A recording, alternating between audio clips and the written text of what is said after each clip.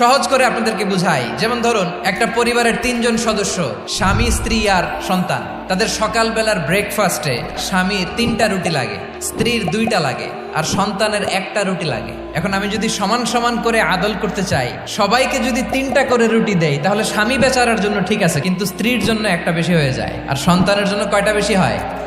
আচ্ছা, 2টা করে যদি সবাই দেই সমান সমান নীতিতে, তাহলে স্ত্রীর জন্য, স্ত্রী বেচারির জন্য ঠিক আছে, কিন্তু স্বামীর কয়টা কম পড়ে? আর সন্তানের বেশি হয়ে যায় কয়টা? আচ্ছা, সমান সমান নীতিতে সবাইকে যদি সকালের নাস্তার জন্য 1টা করে রুটি দেই, সন্তানের জন্য ঠিক আছে, কিন্তু স্ত্রী বেচারির কম পড়ে কয়টা? স্বামীর কম পড়ে কয়টা?